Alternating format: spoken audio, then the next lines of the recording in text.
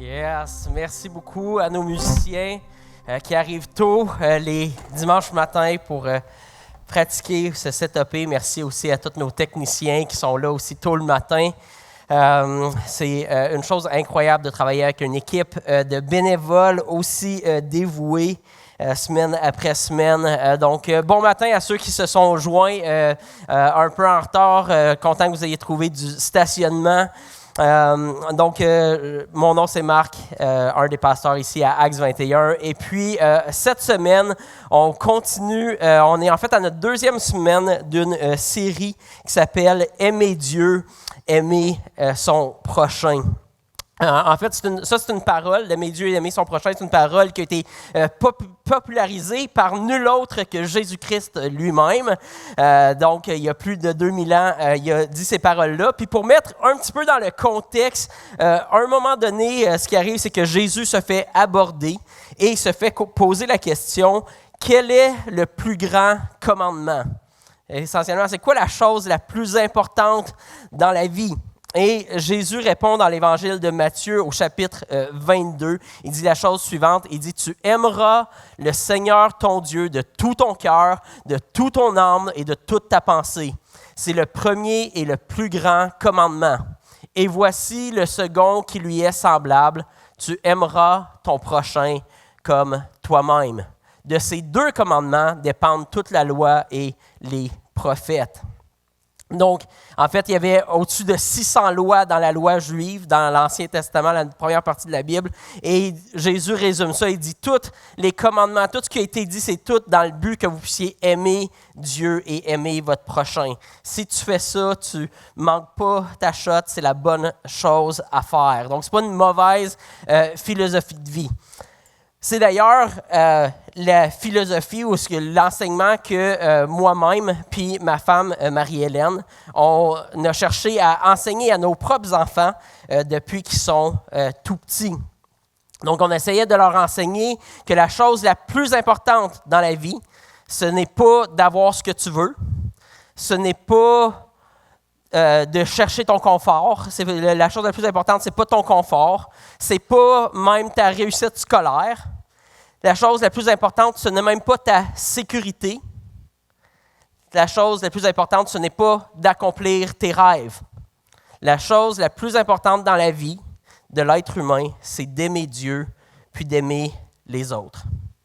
Si tu réussis ça, c'est ça la réussite dans la vie. C'est ce qui donne un sens plus vrai puis plus profond à toutes les autres choses que tu vas faire.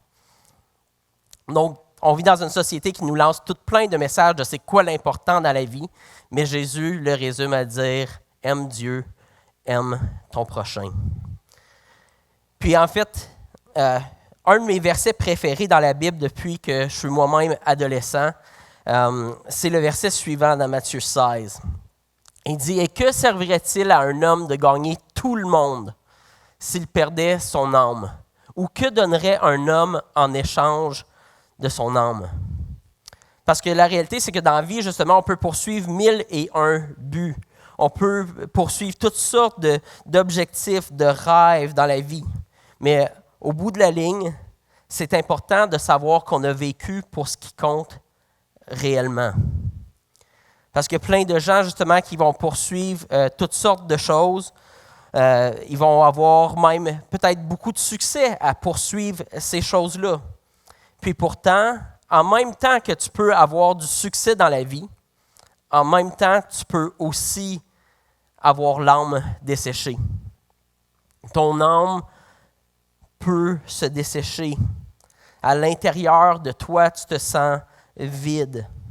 Tu te sens vide et seul intérieurement, malgré tes succès.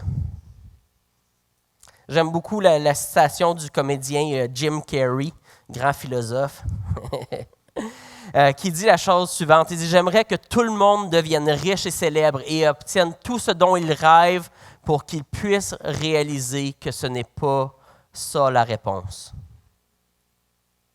Il dit « J'aimerais ça que tout le monde comprenne que tout le succès, toute la richesse, toutes les réussites auxquelles tu aspires, auxquelles tu rêves, Il dit, j'aimerais ça que tu réalises que c'est pas ça la réponse. Puis ce que je trouve quand même de plus en plus souvent dans mes interactions avec les gens, puis qui est encourageant, c'est que je trouve que de plus en plus de gens commencent à comprendre cette réalité-là. C'est comme si pendant un temps, on croit que le matériel puis la richesse, tout ça, ça va me rendre heureux, mais je crois qu'en tant que société, on est en train de réaliser, non, je ne pense pas que tout ça va me rendre heureux. Je crois que c'est vrai que c'est important de prendre soin de mon âme. Mais là où je trouve que, justement, les Québécois sont souvent plus pauvres, malheureusement, et souffrants, c'est dans leur amour pour Dieu. Les gens ne savent pas comment s'abreuver ou abreuver leur âme de Dieu. Puis comme je le disais dans le mot d'intro tout à l'heure, je comprends qu'au Québec, on a rejeté l'Église, qu'on a rejeté l'institution, qui trop souvent a écrasé, a jugé, a mis un fardeau, une culpabilité énorme sur les épaules des gens. Mais ça, c'est pas Dieu. Ce qu'on a rejeté, ce qu'on a voulu rejeter de l'Église, de l'institution, de la lourdeur, de la culpabilité, c'est pas ça qui est Dieu. Puis ça ne change pas le fait que notre âme est quand même très réelle et qu'on doit nourrir et abreuver notre âme.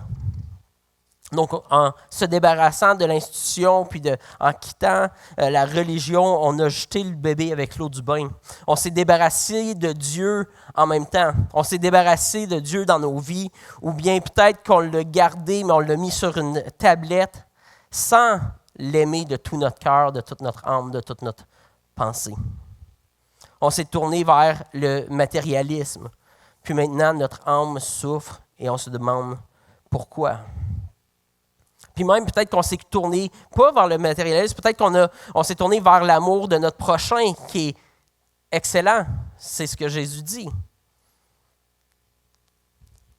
Mais on a quand même rejeté l'amour de Dieu. L'amour de Dieu n'est pas resté central à qui nous sommes. Alors, Jésus nous appelle aujourd'hui à le suivre, puis à redécouvrir l'amour de Dieu pour nous, puis que ça motive en nous un amour pour lui. En fait, quand Jésus disait que les 2 plus grands commandements sont d'aimer Dieu et d'aimer notre prochain, Jésus était en train de dénoncer que certaines personnes vivent des très bonnes vies. Peut-être même qui mènent des très bonnes vies chrétiennes à obéir les commandements de Dieu à la lettre. Peut-être qu'ils font plein de bien autour d'eux. Mais Jésus dit, si on manque d'amour envers Dieu ou envers notre prochain, on passe à côté de l'essentiel. On peut avoir été une bonne personne, mais si on manque d'amour, on passe à côté de l'essentiel. Il y a d'ailleurs un chapitre dans la Bible où l'apôtre Paul décrit ce qu'est l'amour. Puis, lui aussi dit essentiellement la même chose. Il dit dans 1 Corinthiens 13, il dit « Si je parle les langues des hommes et même celles des anges, il dit même si j'étais capable de communiquer avec les anges, mais que je n'ai pas l'amour, je suis un cuivre qui résonne ou une cymbale qui retentit. Si j'ai le don de prophétie, la compréhension de tous les mystères et toute la connaissance, si j'ai même toute la foi jusqu'à transporter des montagnes, mais que je n'ai pas l'amour, je ne suis rien. Et si je distribue tous mes biens aux pauvres, si même je livre mon corps aux flammes, mais que je n'ai pas l'amour, cela ne me sert à rien. L'amour est patient. Il est plein de bonté. L'amour n'est pas envieux. L'amour ne se vante pas, il ne s'enfle pas d'orgueil, il ne fait rien de malhonnête. Il ne cherche pas son intérêt. Il ne s'irrite pas, il ne soupçonne pas le mal. Il ne se réjouit pas de l'injustice, mais il se réjouit de la vérité. Il pardonne tout, il croit tout, il espère tout, il supporte tout. L'amour ne meurt jamais.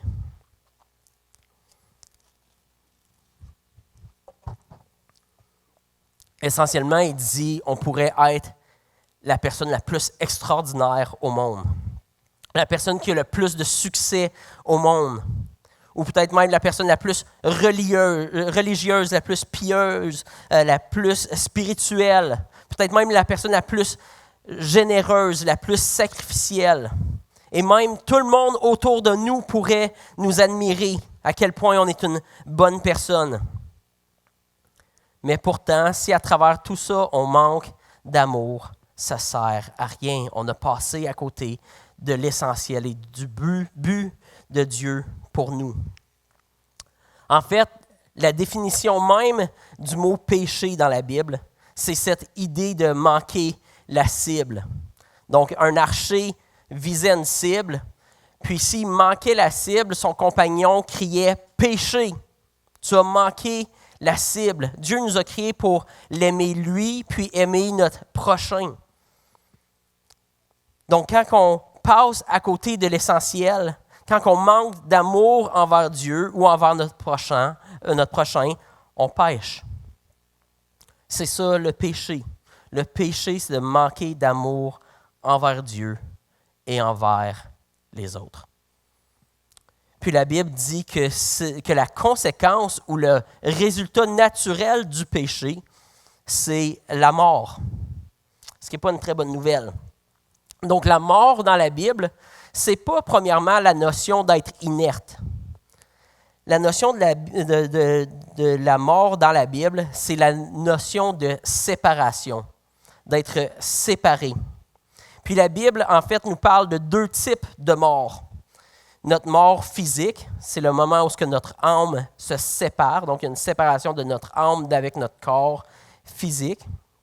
Mais la Bible nous parle aussi de notre mort spirituelle, qui est notre âme qui est séparée de Dieu. Puis selon la Bible, la deuxième mort est beaucoup plus tragique que la première. Nous, on trouve que la mort physique, c'est ça qui est grave, c'est ça qui est tragique. Dieu dit, ce qui est plus tragique, c'est que ton âme, c'est pas que ton âme soit séparée de ton corps. Ça, c'est pas la chose la plus tragique. La chose la plus tragique, c'est que ton âme soit séparée de Dieu.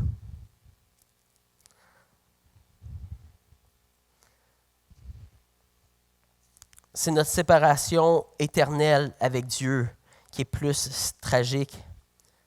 D'être séparé de celui qui est la source même de notre vie, qui est la source même de tout ce qui est bon, la source même de l'amour, de la joie, de la paix. Puis en fait, quand on manque d'amour envers Dieu, c'est un peu comme quand on manque d'amour envers notre mari ou notre femme. Quand je manque d'amour envers ma femme, je pêche contre elle. Parce que Dieu m'a créé pour aimer ma femme. Donc si je manque d'amour envers ma femme, je pêche contre elle. Puis, le résultat naturel, c'est que ça mène une séparation entre elle et moi. Hier soir, j'ai eu un conflit avec ma femme. C'est jamais le fun quand après ça, tu t'en viens parler à tout le monde de l'amour et de comment c'est extraordinaire et tout ça. Moi, hier soir, on a eu un conflit. Puis, la chose naturelle, c'est qu'on a le goût de se prendre une distance. On se protège de l'autre. Il y a un gouffre qui se creuse entre nous jusqu'à ce qu'on s'humilie, puis qu'on demande pardon, puis qu'on est capable de se réconcilier. Donc, si je n'adresse pas ce péché-là que j'ai mis entre moi et ma femme, si je ne m'humilie pas pour demander pardon, puis que je continue en plus à pécher contre elle, ce gouffre va juste s'agrandir puis s'agrandir entre elle et moi. Puis ça va mener un jour à une réelle séparation physique et même au divorce. C'est aussi vrai dans toutes nos relations.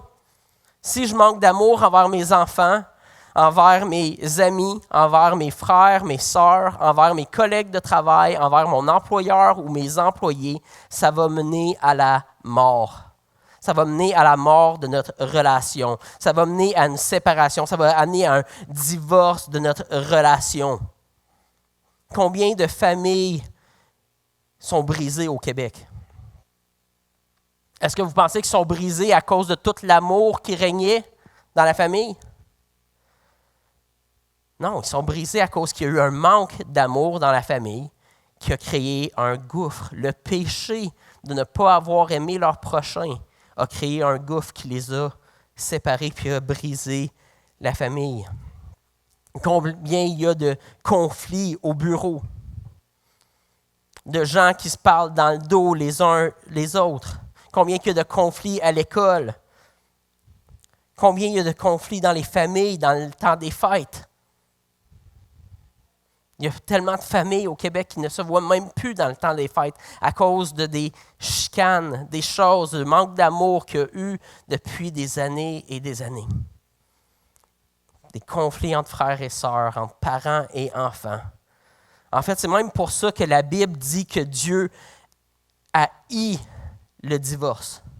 Il dit qu'il y a une haine pour le divorce. Puis Dieu, il ne dit pas ça pour culpabiliser. Je sais qu'il y a des gens qui sont divorcés ici, puis on vous aime, puis Dieu vous aime, puis tout ça. Dieu ne dit pas ça pour nous culpabiliser, puis pour nous écraser. Mais il dit ça parce que lui, sa passion, c'est d'unir les gens. Sa passion, c'est que les gens s'aiment. Son désir pour la planète entière, c'est que les êtres humains puissent s'aimer les uns les autres. Pour lui, l'essentiel, c'est l'amour. Donc, ça lui fait mal, ça lui brise le cœur quand il voit des familles être brisées, quand il voit des couples être brisés, quand il voit des amitiés être brisées, puis que ça finit par briser le cœur de ces êtres humains-là. Ça vient par finir par briser l'harmonie, la paix pour laquelle il nous a créés. Donc, ce n'est pas ça le plan de Dieu pour nous. Dieu, c'est un Dieu d'amour, qui veut le pardon, qui veut la réconciliation, qui veut l'unité, l'harmonie, la paix. En fait, dans un des livres du Nouveau Testament dans la Bible, dans 1 Jean au chapitre 4, ça nous dit que Dieu est amour. Ça nous dit que Dieu lui-même, il est l'essence même de ce qu'est l'amour. Mais au Québec, on s'est séparé de lui. On essaye de vivre cette harmonie, cet amour les uns pour les autres. Mais on s'est séparé de celui qui est l'essence même de l'amour, puis qui nous apprend ce qu'est l'amour. J'aime beaucoup une parole que je lisais cette semaine de Robert Dutton. Robert Dutton, c'est l'ancien président et chef de la direction de la chaîne des magasins Rona, puis il a vraiment apporté une grosse transformation dans ses magasins, etc., dans le temps qu'il était à la direction, parce que justement, il voulait amener plus d'amour, plus d'humanité dans ses magasins. Puis dans ce livre-là que je lisais cette semaine, il parlait de sa foi à lui, puis de sa vie de prière. Et voici ce qui est écrit. Donc, je vais vous le faire, la lecture d'un extrait du livre. En parlant de la prière, il dit « Le deuxième sentiment que la prière donne », donc si vous voulez savoir le premier, il faut lire le livre. « Le deuxième sentiment que la prière donne, et il est très important, c'est celui de me sentir aimé. Quand je finis ma prière, je me sens toujours aimé. Je suis quelqu'un pour lui. Si je veux à mon tour aimer mon prochain, il faut qu'en contrepartie, je me sente aimé.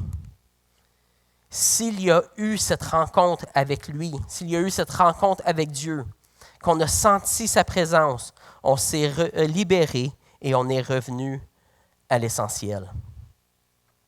C'est intéressant de lire ce témoignage-là parce que ça nous rappelle que la prière ou notre vie spirituelle, ce n'est pas quelque chose qu'on est supposé de vivre dans le vide. La prière, c'est une rencontre avec Dieu.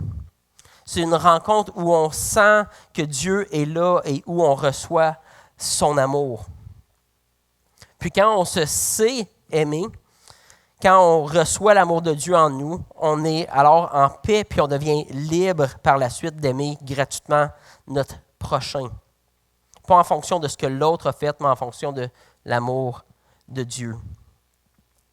En fait, en tant que pasteur, j'accompagne souvent des couples qui sont en difficulté. Puis, je leur dis souvent, si tu bases ton niveau d'amour, puis d'effort, puis d'implication dans ton couple, en fonction de l'effort puis l'amour que l'autre te redonne, tu vas être bien souvent déçu. Puis votre amour va bien souvent aller en diminuant. Parce que dès qu'il y en a un qui ne fait plus autant d'efforts, l'autre ne va plus faire autant d'efforts. Puis là, vu que toi, tu fais moins d'efforts, l'autre va faire moins d'efforts, puis ça va aller en diminuant. Donc, je dis au couple, ça, c'est une mauvaise stratégie. La bonne stratégie, c'est de puiser ton amour en Dieu. Dieu, lui, est une source inépuisable.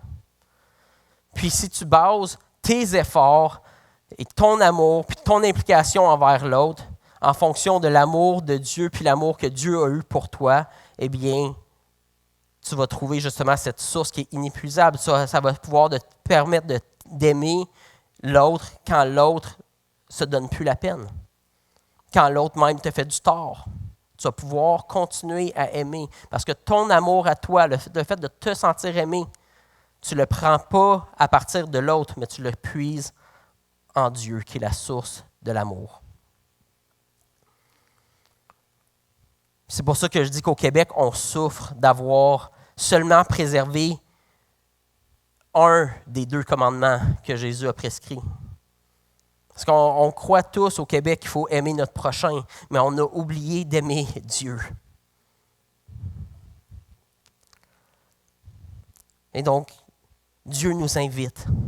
Dieu t'invite ce matin. Il dit, redécouvre mon amour. Tu n'as pas besoin de vivre une vie où tu te tiens à l'écart de moi, où il y a une séparation entre toi et moi. Je t'invite à revenir dans cette relation-là, dans cette rencontre-là avec moi. À ne pas séparer ta vie spirituelle de Dieu, mais de découvrir comment Dieu est le centre de notre vie spirituelle. D'accepter son invitation à s'approcher de lui. Dans Jacques 4,8, ça nous dit la chose suivante. « Approchez-vous de Dieu et il s'approchera de vous. » Approchez-vous de Dieu et il s'approchera de vous. Nettoyez vos mains, pécheurs. Purifiez vos cœurs, hommes partagés. Puis je crois que cette deuxième partie du verset est quand même importante parce que trop souvent, c'est vrai qu'on a nous-mêmes péché contre Dieu. On a mis cette séparation entre lui et nous, entre notre vie puis sa vie. Puis des fois, on l'a fait volontairement. Il y a des gens qui volontairement ont rejeté Dieu puis l'ont éloigné. Puis il y en a d'autres qui l'ont fait involontairement. C'est qu'il y a un paquet de choses dans la vie qui sont devenues plus importantes que Dieu. Et donc, Dieu est tombé aux oubliettes. On l'a rangé de côté. Ou peut-être, comme je dis, peut-être qu'il y en a d'autres qui l'ont garoché complètement dehors. Puis, ce qui est bizarre, c'est que quand il arrive des circonstances dans notre vie qui sont difficiles, puis je le sais même en ayant parlé même à des gens qui se disent athées, quand il y a des grosses tragédies qui arrivent, tout d'un coup, ils se mettent à parler à Dieu. Tout d'un coup, ils se mettent à demander de l'aide, ou des fois à se fâcher, ou peu importe. Mais on vient à lui pour profiter de lui quand nous, on a besoin. On veut que lui nous aide dans nos vies. Mais on n'a jamais choisi de l'aimer de tout notre cœur, de toute notre âme, de toute notre pensée, puis de le servir lui. Mais vous savez quoi, la chose incroyable du message de la Bible, c'est qu'à cause que Dieu est lui-même amour, il dit la chose suivante dans 1 Jean 2,9. Il dit, si nous reconnaissons nos péchés, Dieu est fidèle et juste pour nous les pardonner et pour nous purifier de tout mal. Donc Dieu, ce n'est pas un Dieu rancunier. Ce n'est pas un Dieu qui veut te faire payer de l'avoir sorti de ta vie ou de l'avoir négligé. Dieu ne veut pas te faire payer pour tes fautes. Donc la manière de nettoyer nos mains, comme ça disait dans l'autre passage, puis de purifier notre cœur, ce n'est pas en faisant des bonnes actions pour repayer Dieu. Mais c'est en reconnaissant notre faute. Si nous reconnaissons nos péchés, Si je suis en conflit avec Marie-Hélène, avec ma femme, puis que je pêche contre elle, si je me dis, OK, là maintenant, je vais te prouver que je l'aime, puis tout ça, mais que je n'ai pas pris le temps de me réconcilier avec elle, ça ne va servir à rien. Je dois reconnaître mon péché. Je dois demander pardon.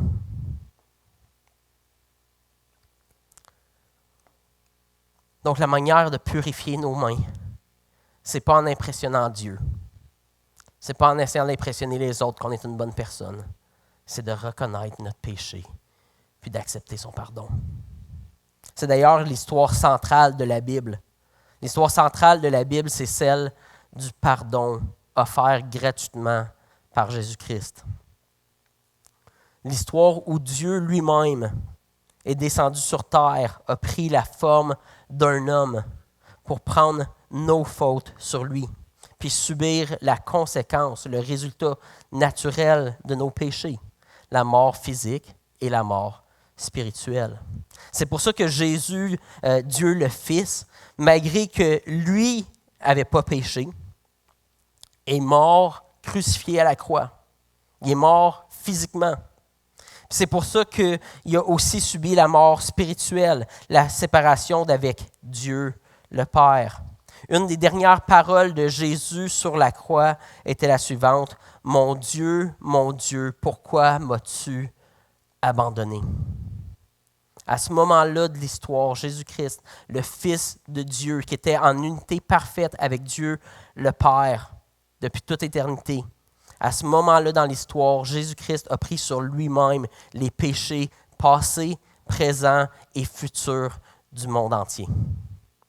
Puis il subissait à notre place le gouffre, la séparation de notre manque d'amour envers Dieu, la punition que nous, on méritait, la séparation qu'on méritait.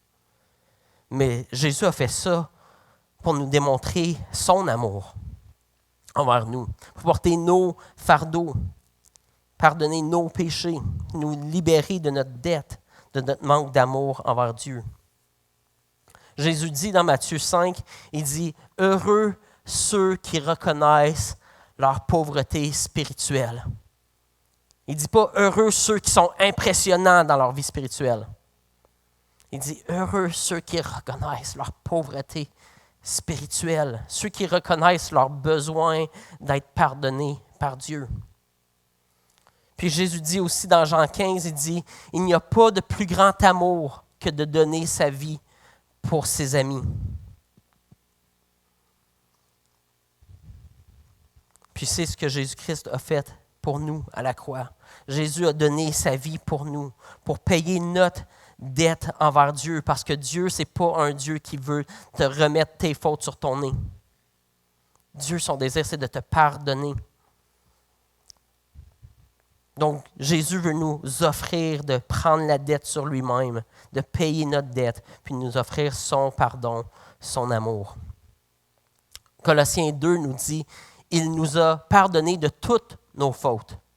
Il a effacé l'acte rédigé contre nous, qui nous condamnait par ses prescriptions. » Ça, c'est des termes qui étaient utilisés dans une cour, dans la loi, pour dire « Hey, ça, c'est ce qui accuse la personne. » Si on prenait n'importe qui ici, puis on disait « Est-ce que tu as déjà manqué d'amour pour Dieu envers ton prochain? » Évidemment, notre réponse serait tous « Oui. » Donc, il y aurait un acte de rédiger, de dire « Hey, cette personne-là a manqué la cible.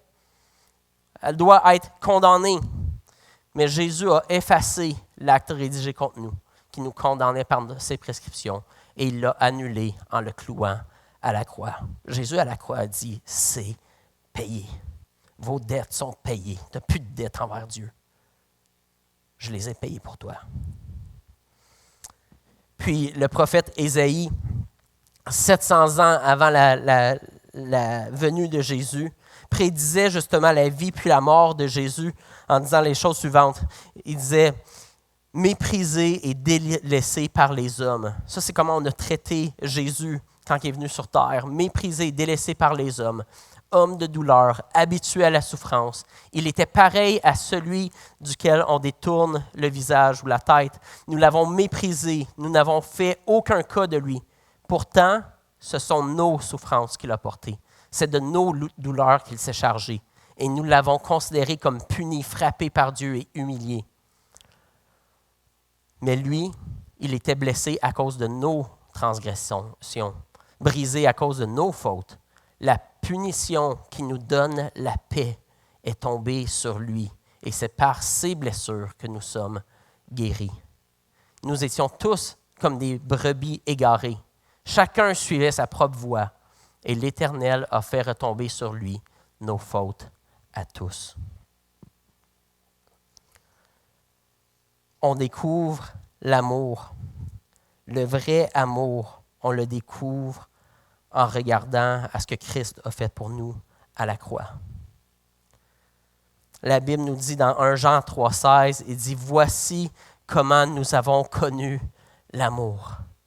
Christ a donné sa vie pour nous. » Donc, quand je suis dans une relation, puis qu'il y a un gouffre qui se creuse, puis que je me dis, je vais faire repayer à la personne ce qu'elle m'a fait, je vais me venger envers l'autre personne. Dieu dit, non, regarde à ce que Christ a fait. Christ a donné sa vie pour toi. Toi aussi, donne ta vie pour les autres. Puis dans 1 Jean, au chapitre 4, dans le prochain chapitre, il dit « Voici comment l'amour de Dieu s'est manifesté envers nous.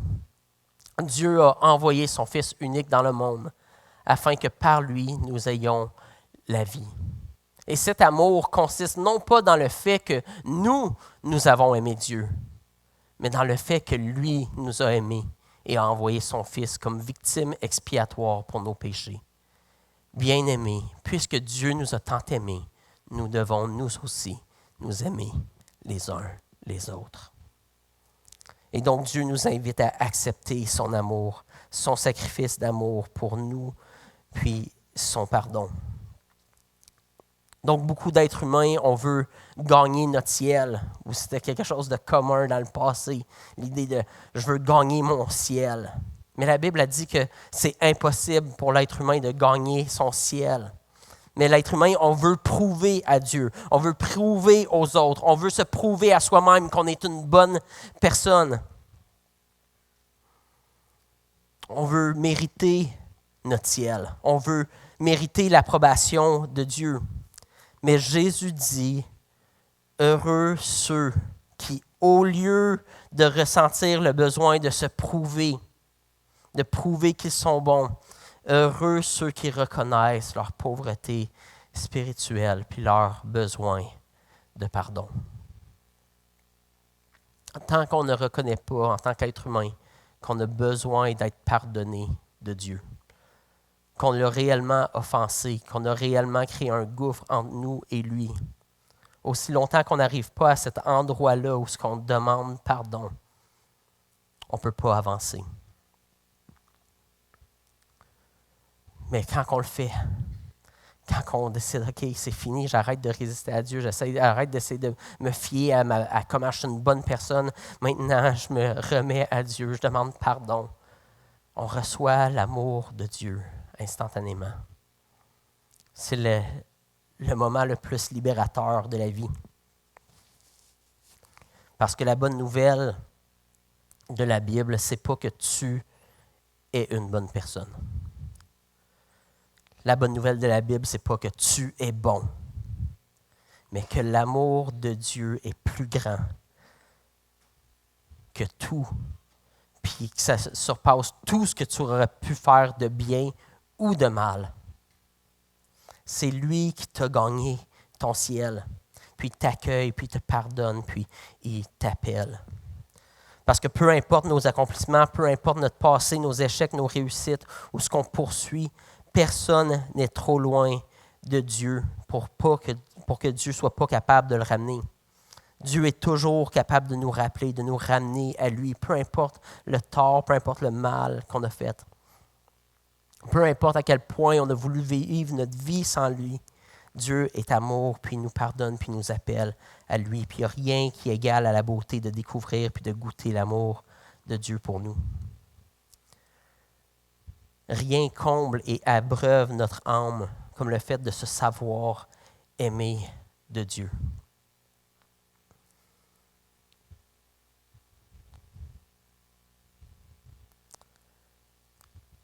ça vaut tout au monde.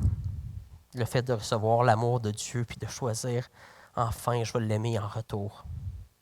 Je vais l'aimer de tout mon cœur, de tout mon âme, de toute ma force. C'est pour ça que Jésus dit que c'est le plus grand commandement. Puis c'est pour ça qu'il dit la chose suivante dans Matthieu 13, qui va apparaître à l'écran. Le royaume des cieux ressemble à un trésor caché dans un champ. L'homme qui l'a trouvé le cache et dans sa joie, il va vendre tout ce qu'il possède et achète ce champ. L'homme qui l'a trouvé, dans sa joie, va vendre tout ce qu'il possède. Cette parabole-là est vraie de deux manières. Premièrement, cette parabole-là est vraie parce que Dieu, dans son amour, nous a vus comme un trésor caché. Dieu a vu que tu étais précieux. Et donc, Dieu a prouvé son amour envers toi en sacrifiant ce qu'il y avait de plus précieux pour se procurer la joie de faire de toi son enfant. Mais c'est aussi vrai parce que, puis je suis sûr qu'il y a plusieurs personnes qui l'ont déjà vécu puis qui pourraient en témoigner aujourd'hui, c'est que le moment où on découvre Jésus, le moment où on découvre l'amour de Dieu, réellement pour la première fois, où on a lâché prise et qu'on a reçu l'amour de Dieu, soudainement, on est prêt à tout délaisser et tout donner pour le suivre, peu importe où ça va nous mener. Notre tendance naturelle en tant qu'être humain, c'est de garder le contrôle sur nos vies. Mais à un moment donné, peu importe nos efforts, il y a toujours ce vide-là qui persiste. Il y a toujours cette voix-là qui continue à nous appeler. Puis on sait qu'il y a seulement Dieu qui peut combler les aspirations de notre âme. Mais on sait aussi qu'il ne va jamais combler les aspirations de notre âme si on ne lâche pas prise. Si on ne le cherche pas de tout notre cœur, notre âme, notre force, notre pensée. Alors Dieu continue de nous poursuivre. La Bible dit que Dieu nous poursuit par son amour. Puis continue de nous appeler. Puis un jour, on lâche prise pour finalement goûter à l'amour et la libération qu'on peut seulement goûter en Jésus-Christ. C'est pour ça, en fait, que les gens se font baptiser dans la Bible. Quand on lit la Bible, on voit que les gens se font baptiser. Puis pas baptiser comme on baptise culturellement de nos jours ici au Québec, souvent. Puis comme vous avez peut-être été baptisés.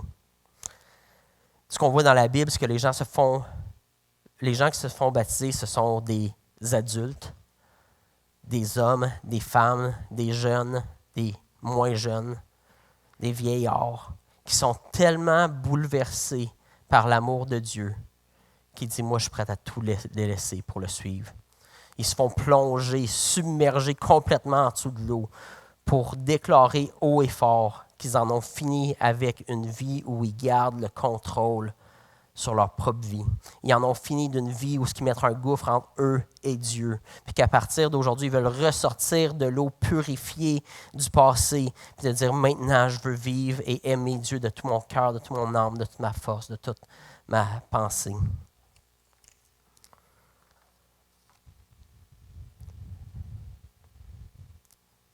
Puis je sais que c'est une image qui est figurée. Puis que tout ce que je raconte ce matin, on dirait que ce n'est pas si tangible. C'est des concepts qu'on arrive à comprendre, mais que ce n'est pas si tangible. Mais c'est que ce n'est pas toujours facile d'expliquer dans des mots tangibles la beauté, la profondeur des réalités spirituelles de notre âme. Des fois, ça prend des mots spirituels pour expliquer les choses spirituelles. C'est pas facile d'expliquer qu'est-ce qui arrive quand on donne notre vie à Christ. Jésus compare ça à une nouvelle naissance. Il dit c'est comme si tu nais de nouveau. C'est comme si tu étais aveugle et que soudainement tu ouvrais les yeux, tu avais la vue. Il compare ça à sortir de prison. Que toute ta vie, tu étais sûr que tu étais libre, mais en fait, tu es dans une prison. Puis quand que tu donnes enfin ta vie à Christ, tout d'un coup, tu es libre, tu es comme, aïe, aïe, la vie, elle commence enfin. Il compare ça de passer de la noirceur à la lumière, de passer de la mort à la vie. Mais pour ça, il faut être prêt à lâcher prise. Puis parfois, c'est un long processus. Même un processus de plusieurs années avant d'arriver à cet endroit-là dans notre vie. Je vais inviter l'équipe musicale à revenir sur scène. Puis je vais vous raconter je vais vous lire un autre extrait de la vie de Robert Dutton dans le livre que je lisais cette semaine. Puis la raison que je donne des exemples de sa vie, c'est juste parce que cette semaine, c'est ce livre-là que je lisais. Ça pourrait être des exemples de la vie d'une autre personne. Mais cette semaine, je lisais son histoire. Puis des fois, je trouve que ça aide à rendre des concepts un peu flous, plus concrets quand on entend les autres personnes expliquer leur expérience. Des fois, quand on entend des messages comme ça, on se dit « Ouais, je peux voir que ça fait du sens, tout ça, mais ça ressemble à quoi dans le concret? » C'est pour ça que c'est ça, quand on l'entend de la bouche de quelqu'un d'autre qui l'a vécu, là, on va dire « OK, c'est à ça que ça ressemble. » Puis là, on peut commencer à faire des liens puis de voir comment est-ce que Dieu est en train de nous parler dans nos propres vies. Donc, Robert Dutton dit la chose suivante. Il dit, premièrement, je ne venais pas d'une famille religieuse. Mais j'ai réalisé assez jeune qu'on avait un espace à l'intérieur de soi où on pouvait faire une rencontre avec une entité qui est plus grande que soi et qui nous apporte une forme de bien-être et de réconfort. J'ai cherché Dieu très longtemps. Un professeur de catéchèse en 4e secondaire nous avait donné un évangile. J'ai commencé à le lire. Je l'ai lu et relu. Ça m'a appris à connaître Dieu.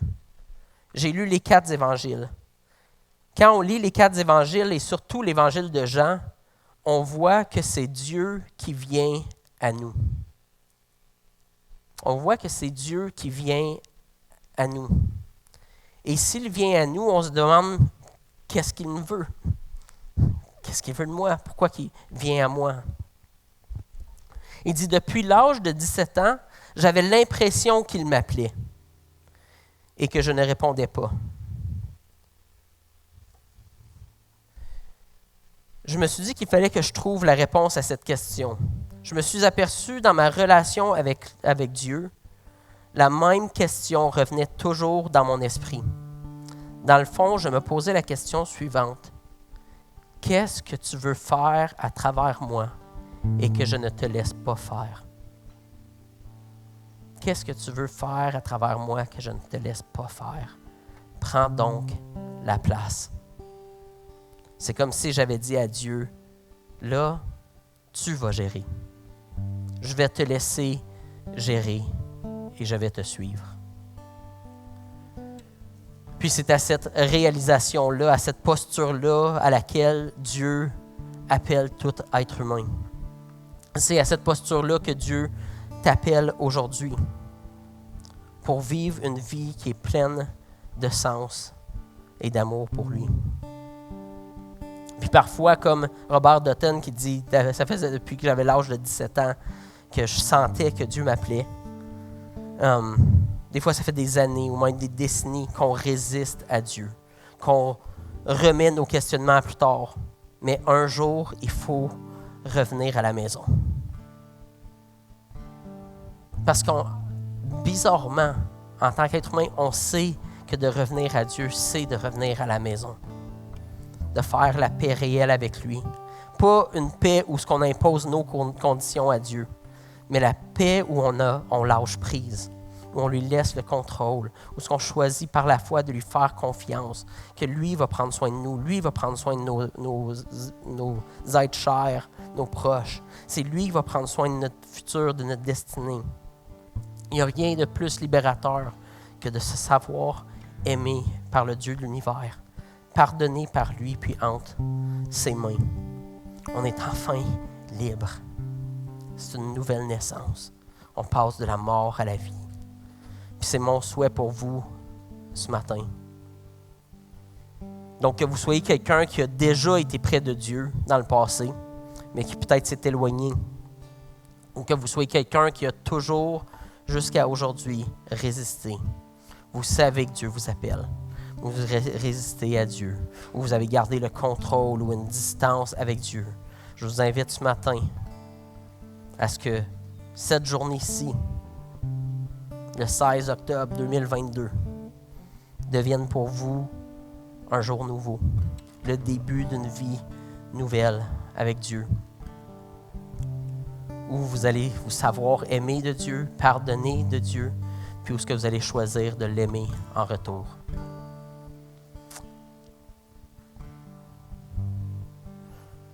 Alors, je vais laisser les musiciens faire un premier chant. Puis je vous invite soit à réfléchir, vous pouvez rester assis, vous pouvez vous lever.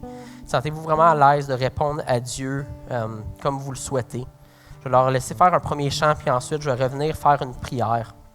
Puis à ce moment-là, je vais vous inviter, si vous avez le désir de donner votre vie à Dieu aujourd'hui, puis de commencer cette vie nouvelle-là, je vais vous inviter à prier avec moi à partir de votre place, dans votre cœur, dans le silence, mais de faire cette prière-là à Dieu pour commencer une vie nouvelle avec lui. Donc, je laisse les musiciens